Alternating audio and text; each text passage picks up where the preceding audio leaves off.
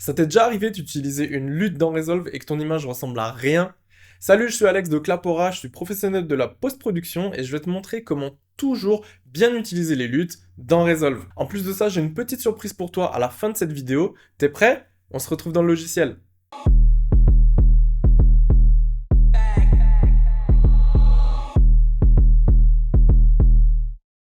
Alors, il y a deux manières de faire en fonction de si tu travailles en DaVinci YRGB ou YRGB Color Manage.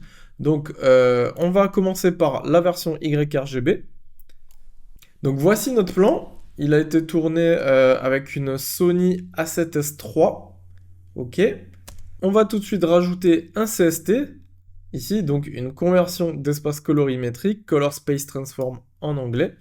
Donc on a notre CST et là l'objectif en fait c'est de dire ce plan a été tourné avec une Sony S-Gamut 3 dans le gamma source S-Log2, Sony S-Log2, voilà, et on le veut en sortie en Rec 709 gamma 2.4, ok. On a ici donc notre Rec 709, donc notre base d'étalonnage et le standard broadcast. Donc on a fait notre conversion ici, donc je vais appeler ça Rec 709. On a maintenant notre plan avec des couleurs normales et on va pouvoir maintenant appliquer une lutte. Un lutte, on va aller donc dans l'onglet lutte ici, dans Film Look. Ici dans Film Look, on a des luttes qui vont reproduire des caractéristiques de pellicules négatives utilisées au cinéma, comme l'un des plus connus, le Kodak 2383. On va prendre la version D55, qui est la version la plus chaude. On va créer un nouveau nœud, ici. Donc je vais l'appeler lutte. Et on va double-cliquer pour l'appliquer. Et là, qu'est-ce qu'on voit? Bah, le résultat, c'est pas tip-top quand même. Il y a quand même quelque chose qui va pas. L'image est un petit peu détériorée. Et en fait, c'est normal, c'est parce que les luttes de Resolve attendent en input du Cineon Film Log. Et d'ailleurs, la plupart des luttes qu'on va trouver sur Internet attendent en général soit du Cineon, soit du Rec 709 gamma 2.4. Du coup, on va retourner sur le nœud lutte. On va le réinitialiser et on va rajouter un CST où cette fois, on va lui dire « Ok, je suis en Rec 709 gamma 2.4. Et là, maintenant, je veux du Rec 709 Cineon Film Log. Ok, et là, maintenant, je peux retourner dans les luttes et retourner prendre mon Kodak 2383 D55. Et là, maintenant,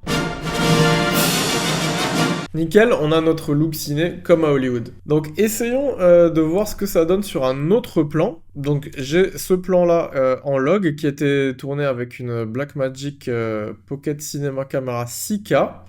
Ok, donc bah là pareil, on va faire le CST pour faire la conversion en Rec 709.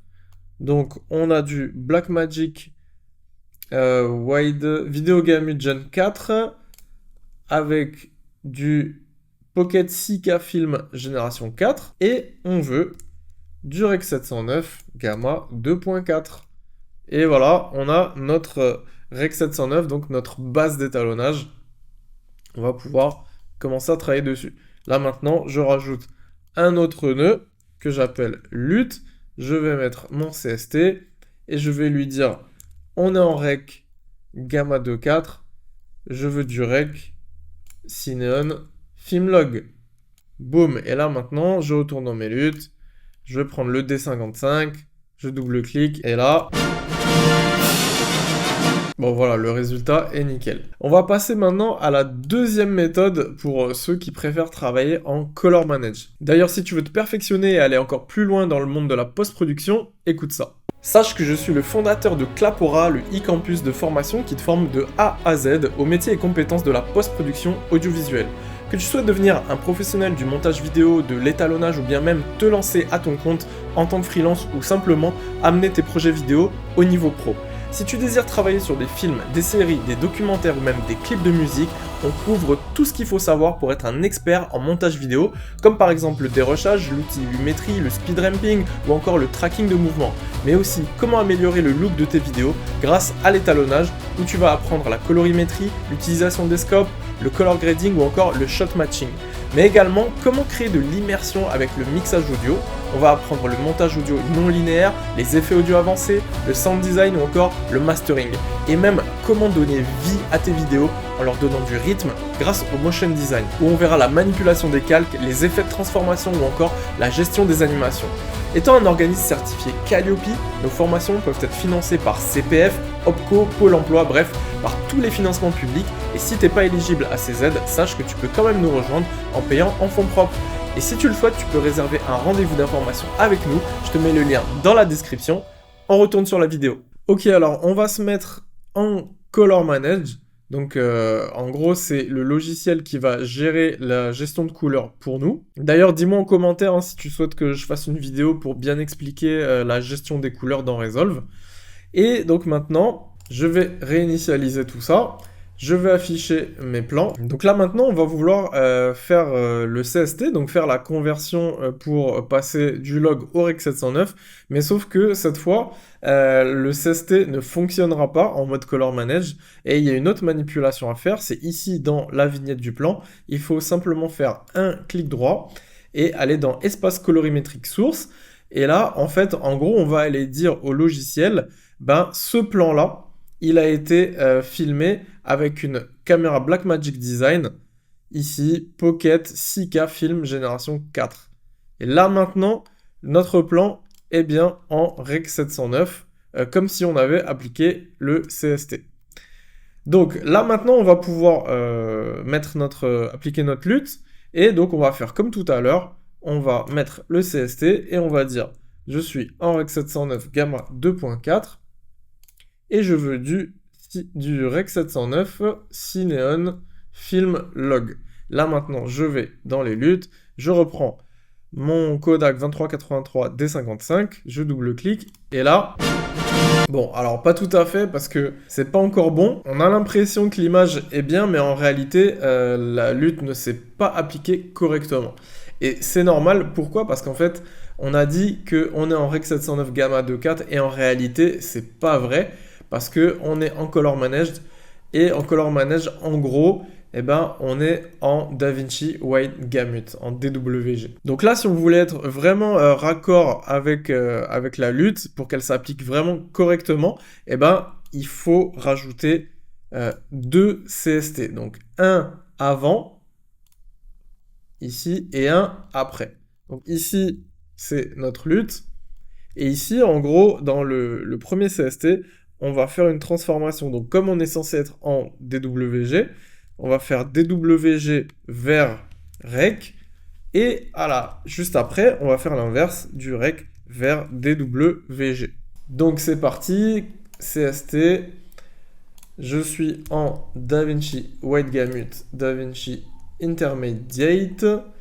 Et ensuite, je veux du Rec 709 Gamma 2.4. Ok, et ensuite à la sortie, je suis en Rec Gamma 2.4 et je veux du DaVinci Wide Gamut, DaVinci Intermediate. Et là maintenant, la lutte s'est correctement appliquée, ok.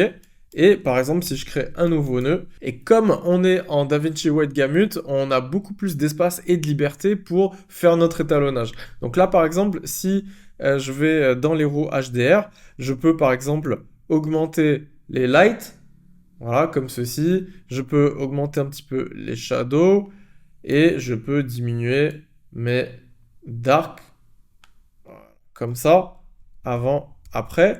Et là maintenant, on peut lancer le...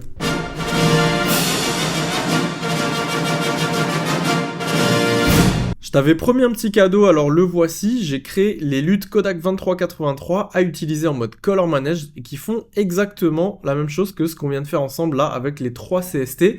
Sauf que cette fois, il n'y a rien d'autre à faire à part juste double-cliquer dessus. Et ça se passe ici dans lutte. Voilà, une fois que tu télécharges le dossier, tu le copies dans le répertoire des luttes de Resolve. Et ici, on a voilà les Kodak 2383, D55, D60 et D65.